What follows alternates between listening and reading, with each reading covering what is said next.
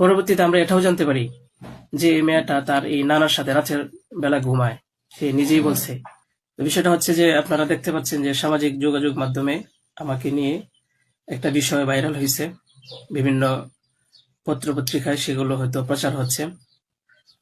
তো আমি আপনাদের বলবো যে এই বিষয়টার সাথে, যে বিষয়টা মেঘলা নামক একটা মেয়ে এবং আমার ছবি দিয়ে যে একটা অপপ্রচার করা হচ্ছে, অপবাদ রটানো হচ্ছে, এটার সাথে আমি কোনোভাবেই সম্পৃক্ত না।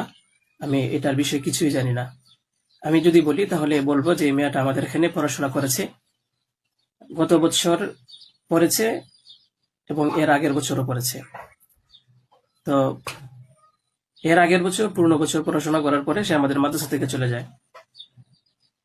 তো পরবর্তী বছর যখন মাদ্রাসা শুরু হলো তখন আমরা খোঁজ নিয়ে জানতে পারলাম যে কে কে আসে নাই। তো যারা যারা আসছে না তাদের মধ্যে সেও একজন ছিল, যে সে এখান থেকে চলে গেছে অন্য কোথাও। তো খবর নিয়ে জানতে পারলাম সে ঢাকা চলে গেছে, তারা বাবা মার সাথে থাকে। বাবা মা সৎ বাবা এবং মা অন্য কোথাও আগে বিয়ে বসছিল। তো বর্তমান যে বাবা আছে মেঘলা, তার মেয়ে না, বরং আগের বাবার মেয়ে সে। তো সে যখন ঢাকায় চলে গেল আমরা শুনলাম, তখন আমরা কিছু বলি নাই, ঠিক আছে, ঢাকায় তো পড়াশোনা বেশি হয়, তাহলে পড়ুক। আমরা আমাদের ক্লাস শুরু করে দিলাম। কিছুদিন যাওয়ার পরে দেখলাম আবার এই মেয়েটা আমাদের মাদ্রাসায় আসছে।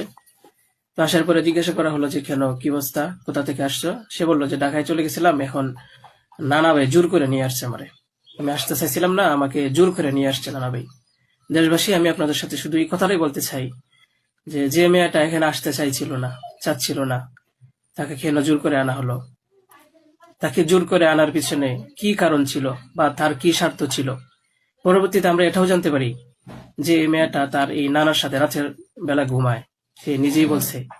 কেন বলছে? যখন আমরা জিজ্ঞাসা করলাম যে তুমি হিজাব পরো না, অন্য মেয়েরা হিজাব পরে, তুমি বুরকা পরো না, অন্য মেয়েরা বুরকা পরে, কারণ তার চলাফেরা সম্পূর্ণ আলাদা ছিল। আপনারা চাইলে গ্রামে গিয়ে মাদ্রাসার ছাত্রছাত্রী যারা আছে তাদের সাথে কথা বলে দেখতে পারেন যে সে সম্পূর্ণ আলাদা ছিল, তার কোনো কিছুই আমাদের কমনের ভিতরে ছিল না, আমরা তাকে কন্ট্রোল করতে পারতেছিলাম না। তো সে এইভাবে কিছুদিন থাকার পরে আমরা ভাবলাম যে হয়তো তাকে আমরা রাখতে পারবো না, কারণ আমরা তাকে কন্ট্রোল করতে পারছি না। হয়তো মেয়েটা অন্য কোথাও গিয়ে যদি কন্ট্রোলে থাকতে পারে, পড়াশোনা করে, তাহলে এটা তার জন্য ভালো। তাই আমরা তার গার্জেনের কাছে বললাম, তার মাকে আমরা বুঝাইয়া বললাম। আমাদের উদ্দেশ্য এটাই ছিল যে তার মা যেন তাকে বুঝিয়ে বলে যায় যে হুজুরের কথা মেনে চলবা, মাদ্রাসার নিয়ম কানুন মেনে চলবা, এই কথাগুলো উনি বুঝিয়ে যাবেন। কিন্তু উনি কি করছেন যে ওনার মেয়েকে উনি বলছে যে না, আমি এখানে রাখবো না, নিয়ে চলে যাব। তো আমাদের এখান থেকে প্রায় 5-6 মাস আগে আমাদের মাদ্রাসা থেকে নিয়ে চলে গেছে। হয়তো পরবর্তীতে খবর নিয়ে জানতে পারলাম সিলেটে যেখানে উনি থাকেন সেখানে নিয়ে গেছে। তো নিয়ে যাওয়ার পরে এখন কিছুদিন আগে আবার আসছে, এসে বলতেছে যে এই দুর্ঘটনা, যে খুব বড় সমস্যা।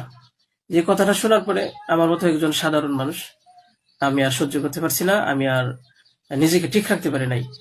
আমি একেবারে অসুস্থ হয়ে পড়ছি। কারণ আপনারা হয়তো জানেন যে অনেকেই, আমার ফ্যামিলি আছে, আমার বাচ্চা আছে, আমার বিবি সাহেব আছে, আমার আত্মীয় স্বজন আছে। আপনারা বলুন তো, আমার নামে যে বিষয়টা প্রচার হচ্ছে, এটা আমার ফ্যামিলির লোকেরা দেখে আমাকে কি বলছে, কি ভাবছে? আপনারা সঠিক তদন্ত করুন। আমি কখনোই দেশের আইনের প্রতি অবাধ্য না, আমি শ্রদ্ধাশীল। দেশের আইন আছে, সে আইন সঠিক অপরাধী যে তাকে খুঁজে বের করবে। আপনারা অপরাধী খুঁজে বের করার আগেই যদি আমাকে অপরাধী বানিয়ে ফেলেন, তাহলে তো আসল অপরাধী পার পেয়ে যাবে, আসল অপরাধী তো ছাড়া পেয়ে যাবে। আপনাদের কাছে আমি অনুরোধ করে বলি, আপনারা আসল অপরাধীকে খুঁজে বের করুন, টেস্ট করা হোক যে আসলেই এ বাচ্চা বাবাকে। আপনারা আমাকে টেক দিচ্ছেন, বিভিন্ন পত্রপত্রিকায়, টেলিভিশনে বলা হচ্ছে। আমি আপনাদের কাছে শুধু এই কথাইগুলোই বলবো যে আল্লাহ তাআলার বিচারের উপরে যদি শ্রদ্ধাশীল থাকেন, এই বিশ্বাস করেন, তাহলে আমাকে নিয়ে আর এরকম কাজ করবেন না। আপনারা সঠিক তদন্ত করে সঠিক অপরাধীকে খুঁজে বের করুন। আমি আপনাদের সামনে আর কথা বলতে পারতেছি না। আপনারা সবাই ভালো থাকবেন, ইনশাল্লাহ পরবর্তীতে আরো কথা হবে ইনশাল্লাহ। আসসালামু আলাইকুম ওয়া রাহমাতুল্লাহ।